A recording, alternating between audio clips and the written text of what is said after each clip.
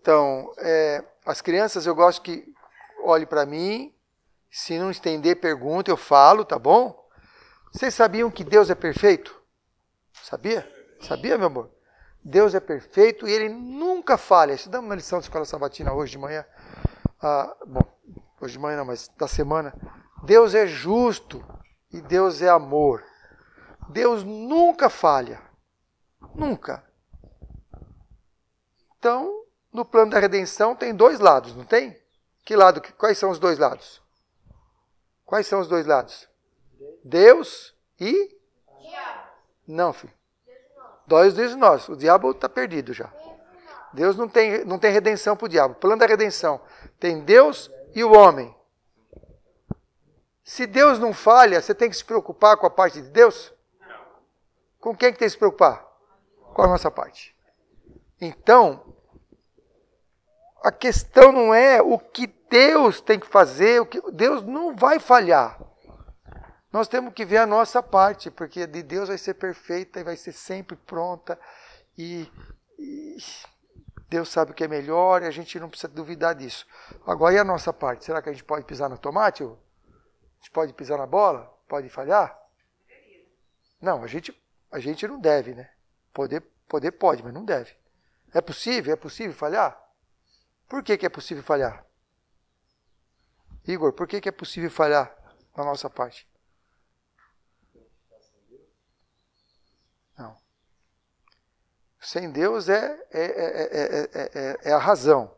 Mas porque o homem, porque há possibilidade de o homem falhar? Porque Deus nos deu o quê? O livre-arbítrio. Deus nos deu escolha. Olha, você pode salvar ou se perder, você escolhe. Romanos 6,16. Quem sabe decor? Romanos 6,16. Romanos 6,16, filho, por favor. Não sabeis vós que a quem vos apresentardes como servos, desses sois servos, ou da obediência para a justiça, ou do pecado para a morte? É isso que está escrito aí? Então repete aí como é que está escrito. Não sabeis que aquele a quem vos oferece como servos para a obediência, desse mesmo, sois servos. Sois servos, seja do pecado para a morte, ou da obediência para a justiça. Isso. Então aí está falando assim, você escolhe, filho, quem você quer servir. Você quer servir a Deus? Amém. Vai estar do lado da justiça. E isso. Que você não quer servir a Deus? É morte o final. Deus, a graça de Cristo, Jesus morreu lá no Calvário com cheque predatado. Ele deu um cheque predatado no Calvário, não foi, Carlinhos? Jesus não deu um cheque predatado no Calvário? De quantos anos era o cheque predatado? Não, cheque predatado, você nem sabe o que é cheque predatado, né? Não sabe. A gente dá um cheque para descontar lá na frente, mais na frente. Você não tem o dinheiro agora, ou não quer pagar agora, você dá um cheque com data para vencer lá na frente. Jesus, lá no Éden, falou assim, eu vou morrer por vocês. Aqui o cordeirinho é um símbolo. E quando é que ele morreu? Quantos anos depois? 4.000 anos depois. Ele deu um cheque predatado de 4.000 anos. Desde o cheque predatado, ele garantiu o poder de escolha. Vocês podem escolher, eu vou pôr inimizade dentro de vocês. Agora, do jeito que você está só na mão do diabo, mas eu vou pôr inimizade em vocês contra o erro. Vocês vão poder escolher me servir. Então, desde o Éden, Deus nos deu a capacidade de escolha a quem servir. Então, não pode falar, a carne é fraca. A carne fraca não é uma determinação, é um aviso. A carne é fraca, mas o espírito está pronto. Não precisa cair. Não precisa cair. Você pode escolher a Deus. Pode escolher servi-lo. E se você escolhe servi-lo, ele manda legiões de anjos para te livrar, para você não cair. Mas vamos lá. Qual é a nossa parte no plano da redenção? Olha só, é um texto longo, eu vou pedir para alguém ler, por favor. A obra de ganhar a salvação é de coparticipação e cooperação. Deve haver cooperação entre Deus e o pecador arrependido. Isso é necessário para a formação de corretos princípios de caráter. Deve o homem fazer veementes esforços para vencer o que o impede de alcançar a perfeição. Mas, para alcançar êxito, ele depende inteiramente de Deus, Por si mesmos, os esforços humanos não são suficientes. Sem a ajuda do poder divino, ele de nada vale. Deus age, o homem também. A resistência à tentação deve partir do homem, que por sua vez deve obter de Deus o poder. Amém. Muito obrigado. Que boa leitura. Que linda leitura. Deus te abençoe, filho. Obrigada. Que você use esse dom para Deus. Está em Atos dos Apóstolos. Deus salva. Quem acredita, quem crê em Jesus, levanta a mão. Está todo mundo salvo. Não é assim. Isso é um engano. A obra de ganhar de salvação é de coparticipação e cooperação. Na parte do homem não tem mérito nenhum. Mas o homem tem uma parte. Eu vou dar um exemplo. Vamos imaginar que o Daniel, que toca muito bem violino, é um exímio violinista, vai dar um recital aqui hoje à noite, às 8 da noite. Entrada grátis, mas tem que vir de roupa social e não pode chegar atrasado. Tem que vir de roupa social e não pode chegar atrasado. Se você chegar depois das 8, não entra. E se vier de bermudão, não entra. Aí você chega de terno ou de roupa social antes das 8 e entra. De quem é o mérito do recital? Do Daniel que tocou ou você que chegou no horário e cumpriu as regras para participar? De quem é o mérito? Do Daniel! É ele que é o músico. Você só teve direito a assistir. Não tem mérito nenhum em você chegar no horário, antes do horário, e vir de roupa social. É condição. Você está entendendo que a salvação tem condição? Jesus, o mérito é só de Jesus. Totalmente, 100% de Jesus. Mas tem condições. Se não tivesse condições, Pedro, o mundo inteiro seria salvo. Porque Jesus morreu por quantos? Por todos. Jesus morreu por todos, está todo mundo salvo, irmão, obrigado. Então não tinha condição, Jesus morreu por todos, todos estão salvos, uai. E por que não serão todos salvos? É a minoria, porque tem condições. E a minoria não escolhe cumprir as condições. O que nós vamos ver hoje é as condições que nós precisamos cumprir para estar salvo. Primeira delas, a tentação, a resistência à tentação, parte de quem? É interessante que essa questão de falar que Jesus veio, salvou todo mundo e do jeito que está vai, se nós acreditamos que tem um livre-arbítrio, por que seria diferente então quando a gente fosse transladado para o céu? Eu não queria ir para o céu, você está me levando para lá? Que é isso? Eu não quero ir para o céu. Você entendeu? Eu vou forçado? Não. Não, todo mundo quer ir para o céu. Até o diabo quer ir para o céu. Mas o céu é prêmio. O céu não é direito, você tem um prêmio. Prêmio de quem? De quem entregou sua vida completamente a Jesus. Quer ver? Vai ter o texto aí, mas vamos adiantar. Qual é a condição para ir para o céu? Romanos 7:21. Fala de cor, Igor. Romanos 7:21. Tem que saber esse texto tudo de cor. Não vai ter Bíblia. A gente tem que ter tudo isso na cabeça. Mateus 7:21. Cadê a Bíblia? Pega e lê. Tem que decorar. Os nossos filhos precisam decorar. Texto da Bíblia. Pelo menos 2 por semana. No final do ano tem quantos? 2 por semana não. É 2 por semana. No final do ano você tem quantos textos decorados? 7:21. Quantos textos decorados você tem se decorar 2 por semana, Renivan? Quantas semanas tem o ano? 50 semanas, né? Mais de 50. Vamos arredondar para 50, tá? São 100 textos decorados. Em 5 anos. 500. Começa a decorar com 10 anos de idade, com 15 você sabe 500 textos. Andrews sabia todo o Novo Testamento de cor, inteiro. É Mateus o quê? 7:21. Só não pode dormir até as 8. Tem que levantar cedo. Jesus não levantava com o sol brilhando. Sempre antes do sol brilhar. Ele já estava de pé. 7:21, lê para mim, por favor. Alto, por favor. Nem todo que me diz Senhor, Senhor, entrará no reino dos céus, mas aquele que faz a vontade de meu Pai que está no céu. Quem que vai entrar no reino dos céus? Todos que fizerem a vontade de Deus. Está aí a condição. A condição é, faz a vontade de Deus, que você vai para o céu. Ah, mas a vontade de Deus é ruim ou é boa? É boa, é para a nossa felicidade. Bom, vamos lá. Outra coisa desse texto que a gente pode tirar.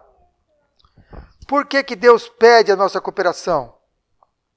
É necessária para quê? Está escrito lá na quarta linha, terceira e quarta linha.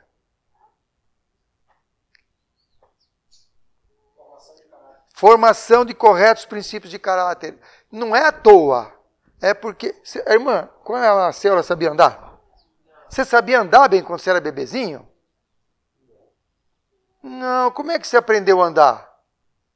Você lembra? A mamãe falava assim, vem filhinha, e o papai segurando de um lado, a mamãe do outro, e foi treinando a andar. Se você tivesse segurado sua filha no colo todo o tempo, até hoje, ela seria aleijada. Sabia que você seria aleijada se você não tivesse, se a sua mamãe tivesse segurado você no colo o tempo todo?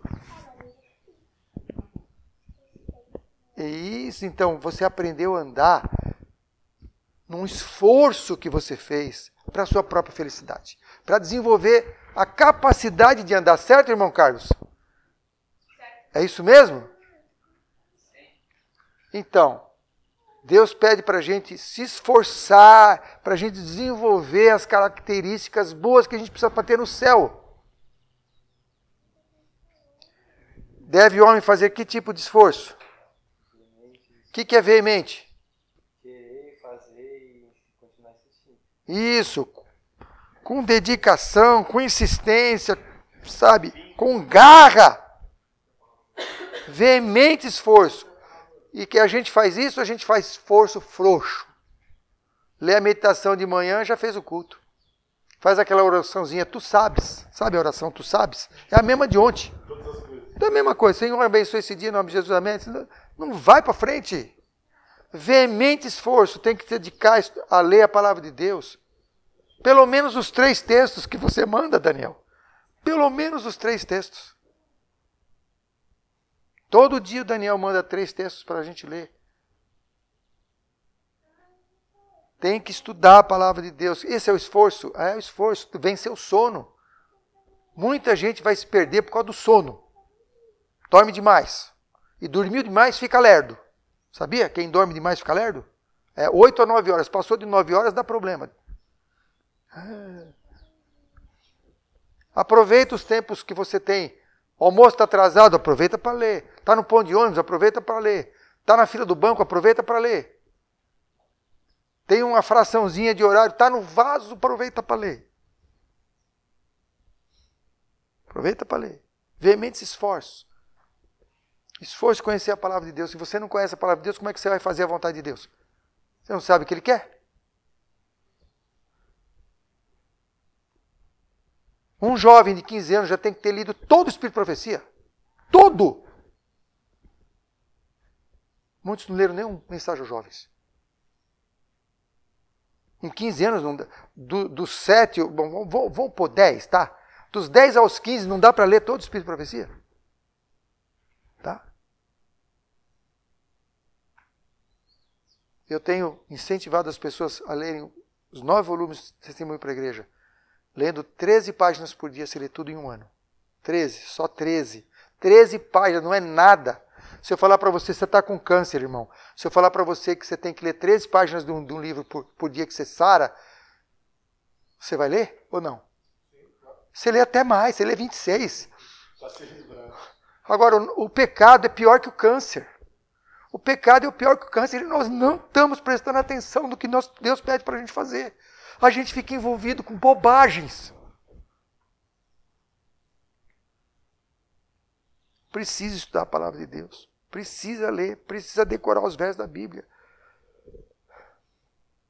Veemente esforço. Não é esse esforcinho, marca barbante que a gente faz. Ano bíblico. Cadê o ano bíblico? Acabou. Nós éramos o povo da Bíblia. Hoje a gente é o povo da Novo Tempo. Da Novo Tempo. Acabou. Não somos mais o povo da Bíblia. Nós somos conhecidos como o povo da Novo Tempo. Nós éramos conhecidos como o povo da Bíblia. Pergunta para o adventista, ele sabe.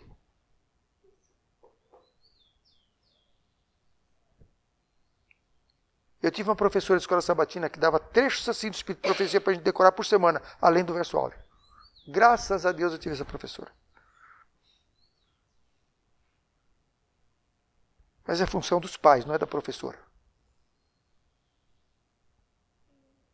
Já pensou você decorar todo o Novo Testamento? Já pensou nisso? Decorar o Novo Testamento? Andrew sabia, decora o Novo Testamento. Por que você não pode saber? Pode saber. Pode saber. Tinha judeus que sabiam o Velho Testamento decor. Velho Testamento decor. Estou falando do Novo Testamento, que é menorzinho, pequenininho assim. Um livro decor. Eu me assustei, a primeira vez que eu vi isso, um jovenzinho, na época ele tinha 18 anos. E ele declamava um capítulo da Bíblia por dia. Isso, você via ele, chama Ivan, a gente chama de Ivanzinho. Então, um capítulo da Bíblia por dia.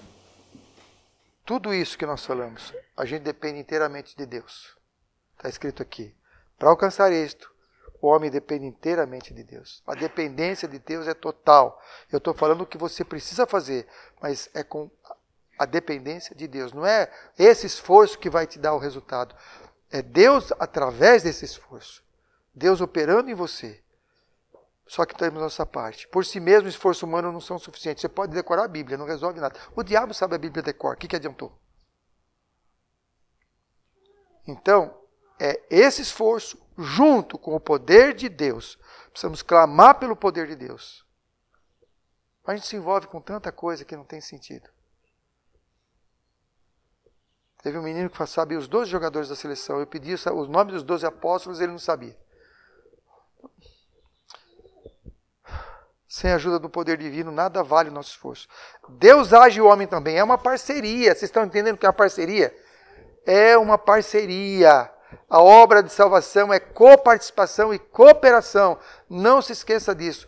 O mundo evangélico, a teoria evangélica invadiu nossa igreja. Hoje nós estamos com o evangelho fácil. O evangelho do a graça te basta. A graça basta, sim, mas a graça é para quê? Ah, a graça basta. A graça é para quê, Igor? Romanos 1,5. Decora esse também. O que diz a graça? A graça é para quê? A graça é um passaporte para o céu de quem está deitado no berço esplêndido?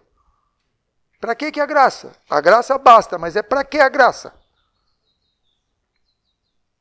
Pelo qual recebemos a graça e o apostolado, por amor do seu nome, para a obediência da fé entre todos os gentios. A graça é para a obediência.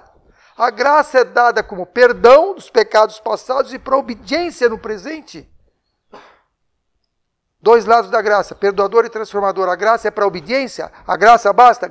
Basta para quê? Para te fazer obedecer, para te dar poder para obedecer. Mas de quem é a decisão? A resistência à tentação deve partir de quem? Do homem. Que por sua vez deve obter o poder de Deus, o poder. Está vindo a moça, pouca roupa. Você pode olhar e cobiçar. Você pode se desviar. Senhor, eu não quero olhar para essa moça. Me ajuda, Senhor. E Deus te dá o escape. Dá a volta. Está entendendo, filho? Eu tenho vontade de xingar. Sim. Eu tenho vontade de xingar.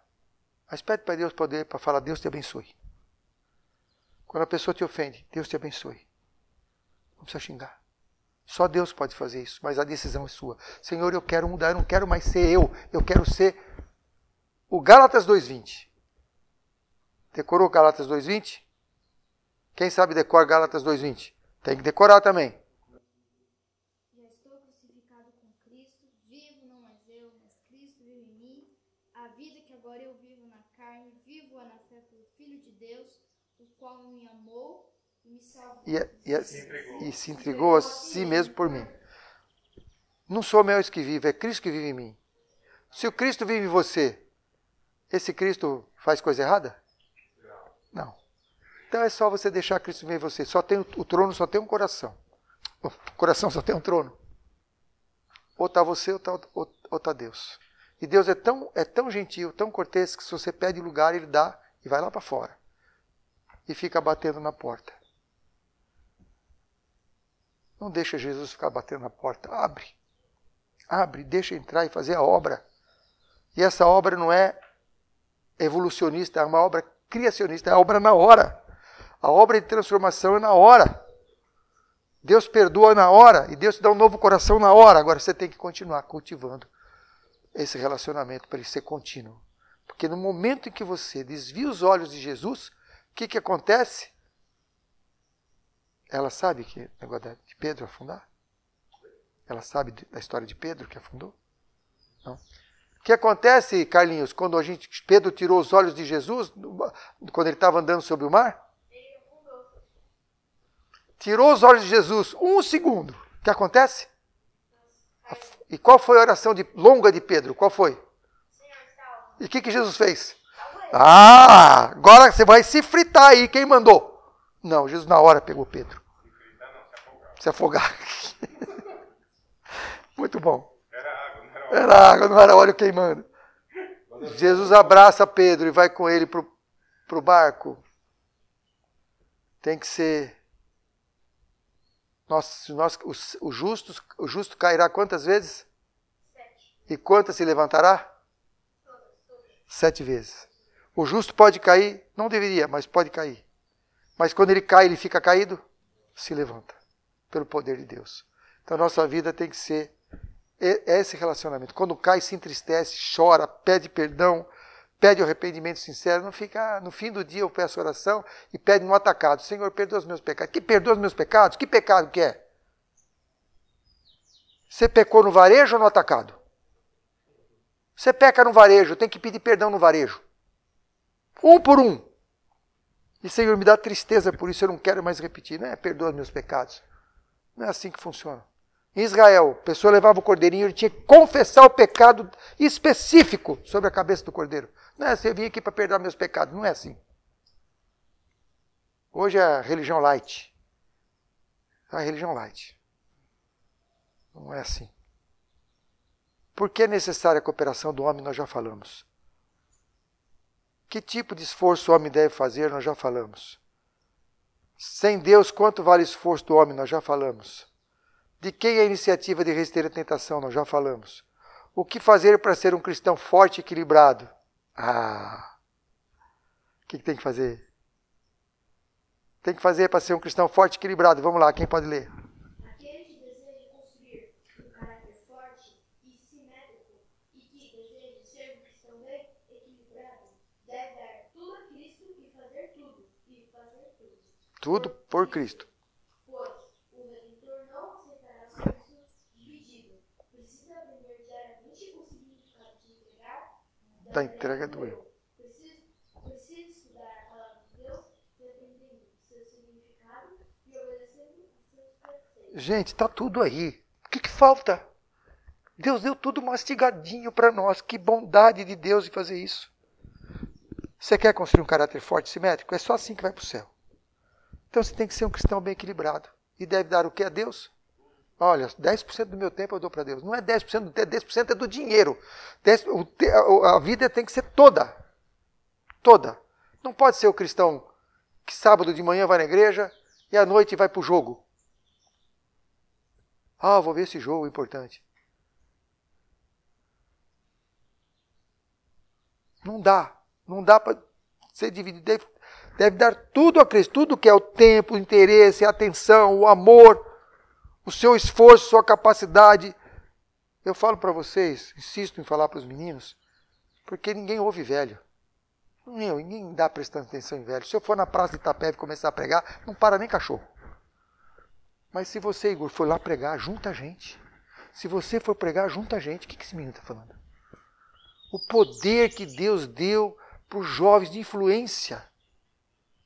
A gente não se prepara. Diga aí.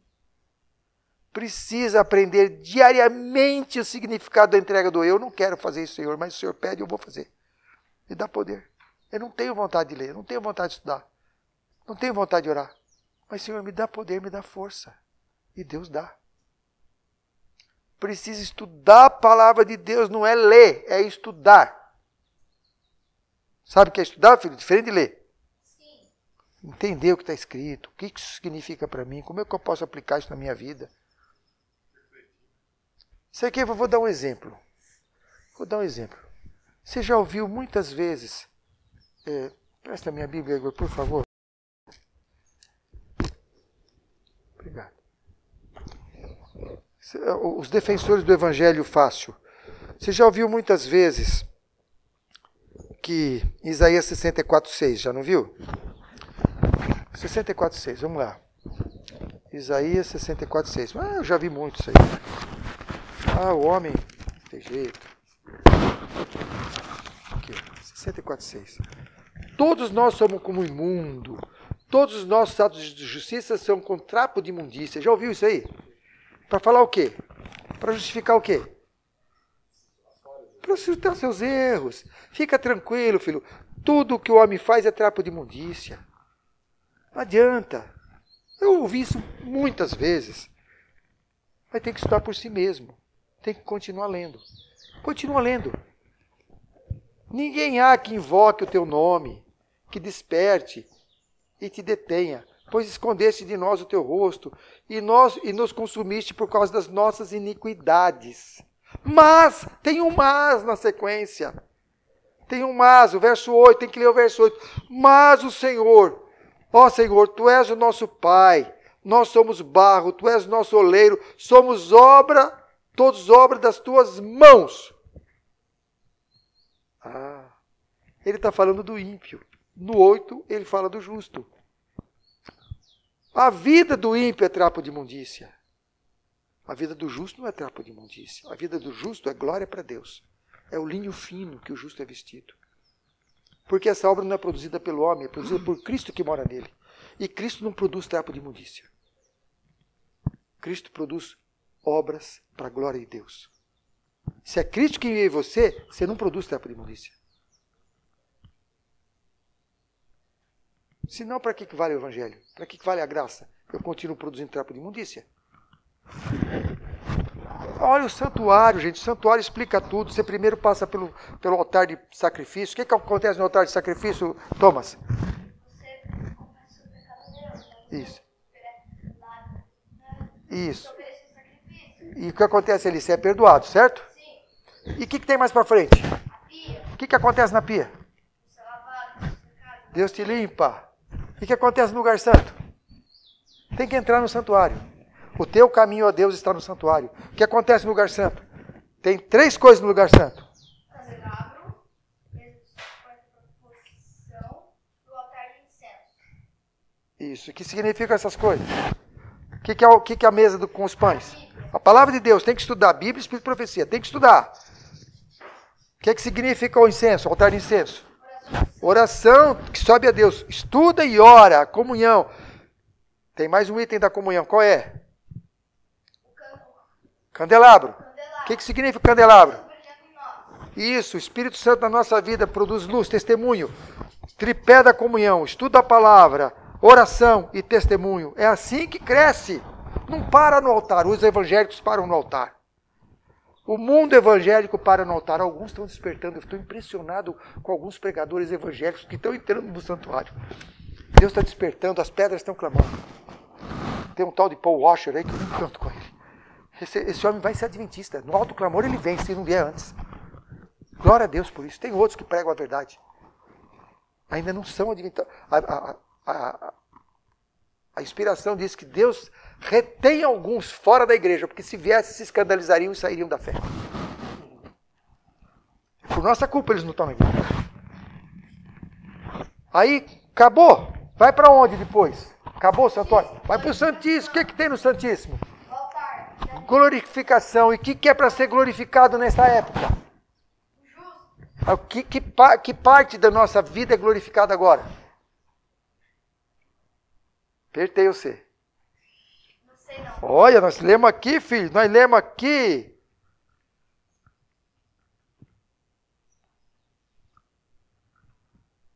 Deve o homem fazer para vencer o que o impede de quê? De alcançar a perfeição. Isso, irmão, isso. No Santíssimo se consegue a perfeição de caráter, a glorificação do caráter. A glorificação do corpo acontece quando? No último dia, mas a glorificação do caráter agora. Deus pede um povo com caráter glorificado. Esses serão selados. Os que estão capenga, as virgens nécias, eram virgens, estavam na igreja, tinham amor por Jesus, tinham verdade, não foram glorificadas. Porque não buscaram com inteireza de coração. No Santíssimo é para alcançar a perfeição de caráter. Começou quando? Quando que a igreja entrou no Santíssimo? O período, né? Quando a igreja passou. Jesus passou para o Santíssimo quando? 1844. E a igreja acompanha Jesus, acompanha? Sim. A igreja está em que dia? Como é que chama o dia? No ritual do santuário? Dia da expiação. Nós estamos vivendo o dia da expiação. É o dia de confissão de pecados. Quem tivesse um pecado em Israel naquele tempo, o que acontecia? Morria. É época de estar vivendo sem pecados. Aí chamam isso de perfeccionismo. Gente, misericórdia, isso não é perfeccionismo. Isso é o nosso evangelho. É o evangelho adventista. Não é o evangelho evangélico que para no altar. Tem que entrar no santuário. O teu caminho a Deus está no santuário. Isso não é mérito humano. Isso é mérito de Deus, operando em nós o querer efetuar. Eu fico empolgado com isso, irmão. Me empolga isso aí. Essa é a mensagem linda, a mensagem adventista do sétimo dia, que não tem... Jesus chamou essa igreja por quê? Porque os protestantes não se corromperam, não avançaram, pararam no tempo. Jesus chamou uma igreja dentre os protestantes para pregar essa verdade. E agora a gente quer voltar ao mundo evangélico. Misericórdia, nós temos uma mensagem linda de perfeição de caráter, que é obtido pelo poder de Deus em nós, não é mérito humano. Isso não tem nada a ver com perfeccionismo, mas tem a ver com lealdade integral, fidelidade total. O que tirou nossos pais do paraíso? O quê? O que foi o pecado? Não fala o pecado. Não, fala alto, filho. Fala alto. Pegar o fruto. Que mais? Comer. Isso. Deram uma mordidinha no fruto. Uma mordidinha no fruto, mas é muito rigor, uma mordidinha no fruto. Não importa o tamanho do pecado, é grande ou pequeno. Hoje, se fosse hoje, não ia nem para a comissão da igreja, imagina. Mordeu o fruto proibido. Por baixo, deixa lá, coitadinha. Foi enganada a judiação, não foi culpa dela, foi culpa da serpente. Adão também não foi culpa dele, foi culpa da Eva, que foi culpa da serpente. E quem criou a serpente? Deus. Obrigado, meu amor. E a culpa era de quem no final? E hoje é diferente? Hoje não é diferente. Qual é a serpente de hoje? Qual é a serpente de hoje, Igor? Qual é a serpente de hoje? A natureza inclinada para o mal. Natureza pecaminosa. Nós nascemos com a natureza inclinada. Essa natureza inclinada nos faz pecar. Não tem jeito. Só quando Jesus tira a natureza que a gente vai ser obediente. Mentira! Natureza não é pecado. Pecado é atender à natureza, mas Deus dá força para você vencer. Dá força para você dizer não. Hoje a serpente é a natureza. A serpente é a natureza, é assim. Olha, pecado é aquele pecado que você planeja. Esse assim, que é uma coisa assim, que é sem perceber, uma coisa involuntária. Não existe pecado involuntário. Todo pecado é consciente. Lê lá em Tiago 1, 13 a 15. Pecado é consciente, você escolhe. Isso não é pecado. Uma criança. Mas a criança é egoísta. A criança que pega a chupeta do outro, não está roubando, ela não sabe que é certo e errado. Não é pecado, gente. É um instinto infantil. É um bichinho. Agora, quando tem idade, começa a aprender. Minha filha chegou um dia em casa com a mão fechadinha. Mariana. 5 aninhos. Filha, o que você tem na mão? Pôs para trás. Filha, mostra a mãozinha. Um chicletinho. Aqueles de caixinha amarelinha. Adam, sabe? Filha, expliquei. O que você fez foi feio. Você sabe que foi feio porque você está escondendo. Você fez um roubo, filha. Isso é muito grave. Agora você vai pegar dinheiro do seu cofrinho. Nós vamos lá no mercado. Você vai pagar o chicletinho e devolver o chiclete. Não é só pagar. É pagar e devolver. E vai ficar sem. E vai pedir desculpa para a moça do caixa que Nós passamos. Gente, pagar o chiclete não foi problema, devolver o chiclete não foi problema, e para pedir desculpa. Chorou, não queria pedir desculpa. E o orgulho? Vai, filha, se você não pedir desculpa, a gente vai ficar aqui. Vamos embora. Eu não tenho pressa.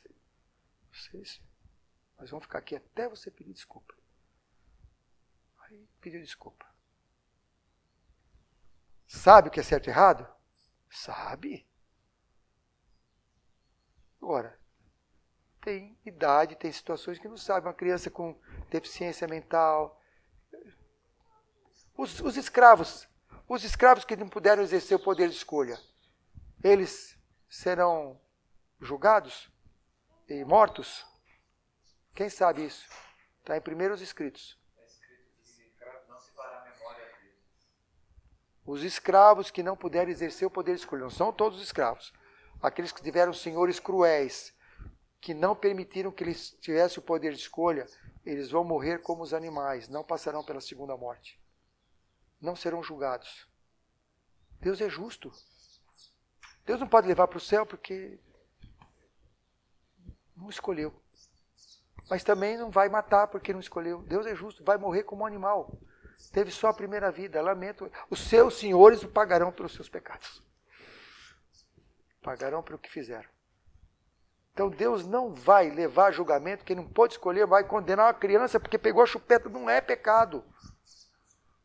Porque chorou à noite, não respeitou o sono da mamãe, não tem pecado nisso. Pecado é escolha, é saber o certo e escolher o errado. Isso é pecado.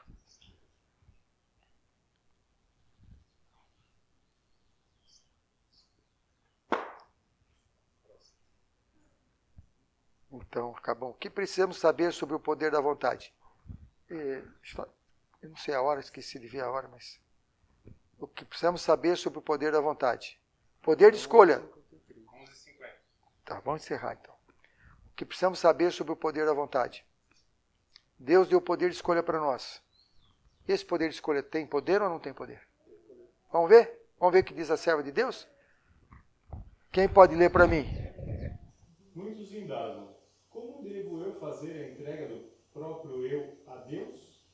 Desejais entregar-vos a Ele, mas sois faltos de poder moral, escravos da dúvida e dirigidos pelos hábitos de vossa vida de pecado. Vossas promessas e resoluções são como palavras escritas na areia. Não podeis dominar os pensamentos, os impulsos, as afeições. O conhecimento de vossas promessas violadas e dos votos não cumpridos enfraquece a confiança em vossa própria sinceridade, levando-vos a julgar que Deus não vos pode aceitar. Mas não precisais desesperar. Gente, se não tivesse esse mas, não precisais desesperar, eu falei, vamos fazer suicídio coletivo. Porque isso é deprimente. Olha, não tem jeito. A nossa vida não tem como, não dá. Olha, você vê, não dá. A gente quer se entregar, mas não consegue. A nossa vida de pecado, nossos hábitos, nossas promessas violadas, não dá para dominar o pensamento, impulsos, afeições. Olha que caos que nós estamos. Vamos nos matar. Pelo menos a gente peca menos, vai sofrer menos no dia do juízo. Mas graças a Deus não para aí. Você sabe que eu já vi algumas pregações que param ali antes do mas. Para antes do mas. Por isso você tem que estudar por si mesmo. Mas não precisais desesperar. O que deveis compreender é o quê? É a verdadeira força da vontade.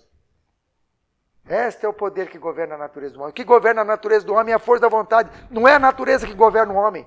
Não é a sua inclinação que te governa. É a tua vontade que te governa. O poder da decisão ou da escolha. Tudo depende da reta ação da vontade. Quanto depende da reta ação da vontade? O que faz parte do tudo? O que não faz parte do tudo? Até o nada está dentro do tudo. Tudo depende da reta ação da vontade. Então não vem com essa que a carne é fraca. Não vem com essa que a tentação foi forte demais. Não vem com essa que a tua inclinação, que a tua criação, que o teu vizinho... Não é. Ah, foi ela que deu em cima de mim, não resisti. Não tem essa. O poder da escolha deu Deus ao homem. Que Deus deu poder, é um presente, é um privilégio, é uma força. E a Ele compete exercê-lo. O homem tem que exercer, não é Deus que exerce o poder de escolha. Não podeis mudar vosso coração, Não podeis por vós mesmos consagrar a Deus as vossas afeições. Gente, mas tem um outro mais ainda mais. Tem um ainda mais que é perfeito. Olha só.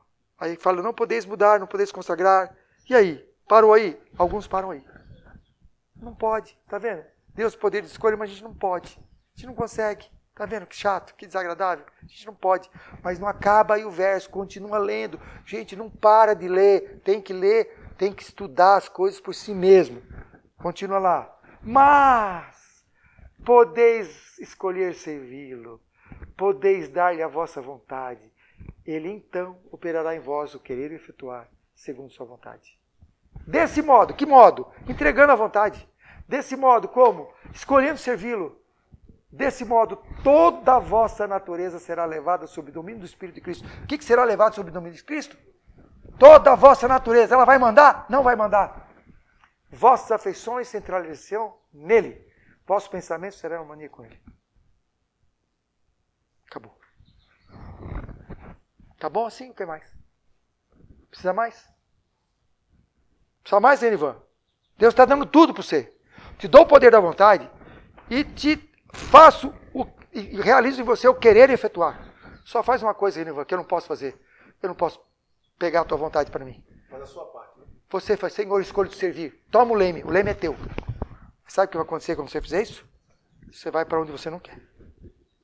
Você vai para o campo. Eu não queria morar no campo. Eu queria morar em Curitiba. A minha cidade escolhida era Curitiba. Melhor capital brasileira. Mas Deus dirige sua vida. Não, filho, eu não queria jamais Minas Gerais. Eu queria morar no Paraná, Santa Catarina. Eu gosto da cultura deles. Me afino com a cultura sulista. Mas onde Deus me mandou? Minas Gerais. Aqui. Tapeba. Amo esse povo. Povo maravilhoso. Mas a cultura, não tenho afinidade com essa cultura. Tenho dificuldade de assimilar a cultura Minas. Mas o povo é maravilhoso. E Deus conduz você para onde você não quer. Mas onde você vai ser mais útil a sua obra. Onde está precisando. Ah, eu quero um lugar assim, assim, assim, virado para o norte. Você vai aonde Deus te manda, filho. Entendeu? Então, Deus conduz a nossa vida. E quando às vezes você não faz, não enxerga, não se propõe a enxergar, aí Deus toca em você, por amor. Eu repreendo e castigo? Esse acidente que eu tive não foi à toa. Esse acidente que eu tive foi a bênção de Deus para me mostrar coisas que eu não estava enxergando. Eu estava vendo, mas não estava enxergando. Vou dar uma boa notícia para vocês. Eu estava com 94 quilos na Itália. Ontem eu pesei e dei 80,3. 2 meses. 2 meses.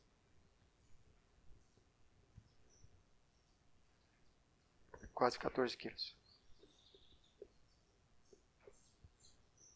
Eu sei o que é ter vontade de comer. Eu nasci no dia da fome. Fui criado comendo muito, desde pequeno. Puxa, eu era o bebê Johnson, sabe? E pessoas que comem muito nos 2 primeiros anos de idade têm milhões, bilhões de células adiposas que o magro, que foi criado normal, não tem. A sua filha não vai ter isso. Eu tenho. Então, se uma pessoa que não passou por esse processo de superalimentação na infância come um brigadeiro, pode não engordar nada. Eu como brigadeiro engordo meio quilo. Sim, estou exagerando, né? Um pouco que eu como a mais eu engordo muito, porque tem muitas células adiposas ali esperando a gordura. É. Aí as pessoas fazem lipoaspiração para se livrar disso e tal, mas tem como... Eu tenho que me cuidar muito mais do que uma pessoa normal, porque eu sou anormal. Eu fui super alimentado nos 2 primeiros anos. Então, um magro como o Renivan pode comer bem e não engorda. Eu, se comer um pouquinho a mais, no dia seguinte tem 1 quilo a mais. Estou falando um aspecto, isso é o menos importante. É que é o mais visível, mas é o menos importante. Mas eu aprendi muitas coisas nesse acidente. Que eu estava vendo, mas não enxergando. Deus usou esse momento para me ensinar muitas coisas. E eu agradeço a Deus por isso.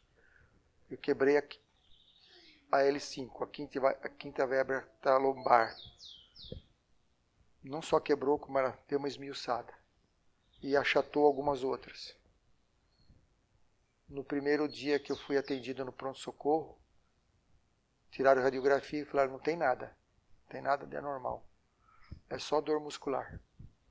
Eu fiquei 10 dias fazendo tudo que não podia. O médico falou, olha, tinha muito anjo te cuidando. Era para você estar aleijado. Um pedaço de osso muito pertinho da medula, um fragmento de osso, se você encostasse ali, meu amigo.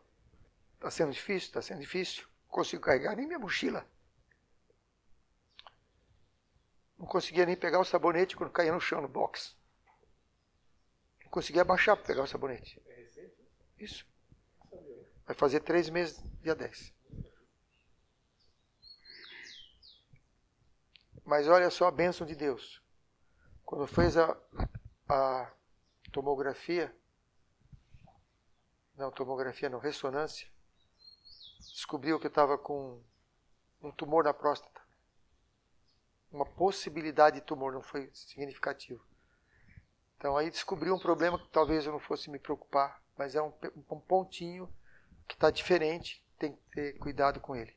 Então agora eu estou cuidando desse pontinho suspeito, que eu não saberia, a não ser quando desse sinais já irreversíveis. Podia estar com metástase quando fosse descobrir. Descobri outra coisa, que eu estou com osteoporose.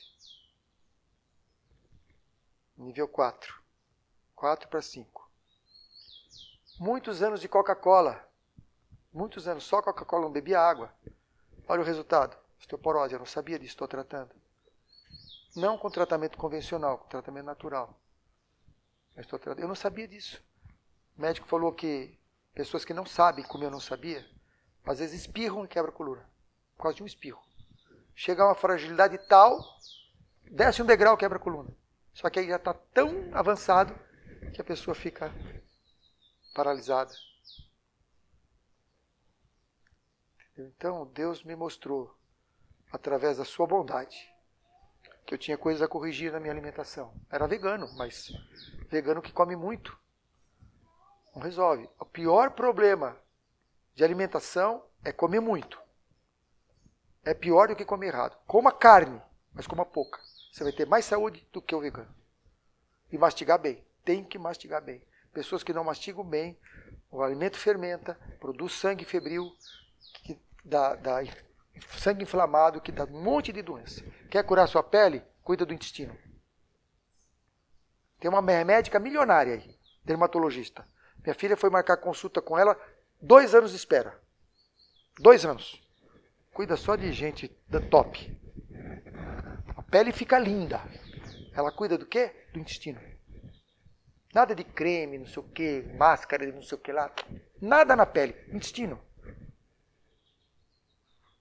Nosso problema é intestino. O Espírito de Profecia está cheio disso. Está escrito. Tudo já está escrito. A gente não atende. Eu, achando vegano, deitava o cabelo. Está escrito, saia da mesa com fome. É para sair da mesa com fome. Eu sempre saí satisfeito. Está errado. Não atende. Por que não atende? Porque não me agrada sair com fome. Você tem que sair com fome. 3 tipos de alimentos diferentes na comida. 3. Põe 4 na mesa para você escolher 3. O que a gente faz? Baita banquetão, 10 coisas diferentes, come de tudo. Vai na churrascaria, o melhor lugar para vegetariano é na churrascaria. Tem aquela mesa enorme, come de tudo que tem ali, 10 coisas. Fui fazer teste de alergia. A do glúten deu lá no pico. O que está escrito? Satanás ia modificar o trigo para nossa perdição. Pô, imagina na Itália não comer trigo. É tudo na base do trigo. Mas está lá, alergia lá no alto. Eu, se comer trigo, estou morto. Infecção, sangue fica inflamado. Inflamado, dá as doenças todas, não cura nada. Nem cicatriza. A minha vértebra até hoje não cicatrizou. Fiz a última ressonância, está escrito não consolidada. E é para se consolidar entre 30 e 40 dias. Eu fiz com 90. Não, eu fiz com 70 dias. Sem consolidação. Não, eu fui levantar uma coisa muito pesada. Que para minha cabeça eu conseguia levantar. Fui levantar uma carretinha para colocar no carro. Só que ela tinha um pouco de pedra na frente. Tudo que eu fiz eu sabia que podia fazer diferente. Mas, por exemplo, eu tinha inchado, era só afastar a pedra para trás, a carretinha mesmo levantava. Mas eu não. Tudo errado. Então, eu entendo assim. Eu entendo que Deus conduziu para que eu pudesse ter essa nova visão da minha própria vida, o que eu estava fazendo de errado durante muitos anos. Deixei de tomar Coca-Cola faz 16 anos, mas tomei por vários anos. Não bebi água, irmão. Eu tinha ânsia de água. Para eu aprender a tomar água, eu precisei ir aos poucos. Eu deixei a Coca-Cola para sair para Schweppes. Tá? Água tônica. Depois, água mineral com gás com muito gelo. Para depois tomar água natural com muito gelo. Para depois tomar água natural. Eu tinha ânsia de água. Imagina. Eu só bebia Coca-Cola de manhã, de tarde, de noite. Então, meu osso ficou desse jeito. É culpa de Deus? Não, não é culpa de Deus. Eu fiz essas escolhas. Sabia que era errado? Sabia. Mas fiz. Então, nós precisamos, irmãos, pedir a Deus forças para a gente desejar conhecer a vontade dEle. Eu não desejava conhecer as coisas que eu acariciava. Comer bem me acariciava. Minha esposa cozinha muito bem. E vocês todos, essas duas também, cada coisa que eles fazem aí, que misericórdia. A vontade é comer muito. A vontade é comer muito. A irmã me deu 3 pedaços de torta de grão de bico. Misericórdia. Eu comi o primeiro pedaço, fiquei babando. Falei, não, eu vou comer 1 por dia. A irmã pergunta, mas não sou exemplo para ninguém, irmãos. Aliás, eu deveria ter feito isso há muitos anos atrás. Eu sou um mau exemplo. Que preciso chegar nesse ponto para reconhecer. Seria um exemplo se eu tivesse feito isso lá no passado. Mas não sou exemplo. Mas graças a Deus, Ele me resgatou. E hoje eu como 1 pedaço. O outro para amanhã e o outro para depois da manhã. Tem que sair da mesa com fome. Estou comendo 2 refeições por dia. Às 9 e às 4. Entre as refeições, só água ou chá, sem adoçar. Durante a refeição, nenhum líquido. E mastigar bem. Que sufoco mastigar bem. É muito difícil. Põe o talher do lado. Põe o talher do lado. Não põe na boca. Come, mastiga. Você tem que beber os sólidos e mastigar os líquidos. Bebe mastigando e come bebendo. Aí a comida faz bem, não precisa comer muito, porque dá tempo do estômago entender que ele está saciado. Você come depressa? Você já explicou tudo isso, eu vi na sua palestra, estou repetindo o que você falou. Daniel sabe tudo isso aí, dá aula disso aí. Não dá tempo do estômago perceber quando você come rápido que ele está cheio. Então você come mais, come mais, come mais. Aí quando ele vai perceber, você já escovou os dentes, tudo. Você sabe, eu comia muito, eu ia sentir que eu estava saciado depois de ter levantado a mesa. Come devagar. Você vai sentir saciedade, não precisa comer muito. 2 vezes por dia dá menos louça, dá menos gasto, você gasta 1/3 a mais, 1/3 a menos. Gente, eu lamento muito que a quase totalidade da nossa igreja vai se perder. Mais de 95%. Por quê? Porque a gente tem luz e não segue a luz. Pessoas sem luz, mas que andam no tudo que conhecem, vão fazer parte do remanescente, porque são fiéis a tudo que conhecem. E nós que conhecemos muito, Laodiceia, rico sou, de nada tenho falta.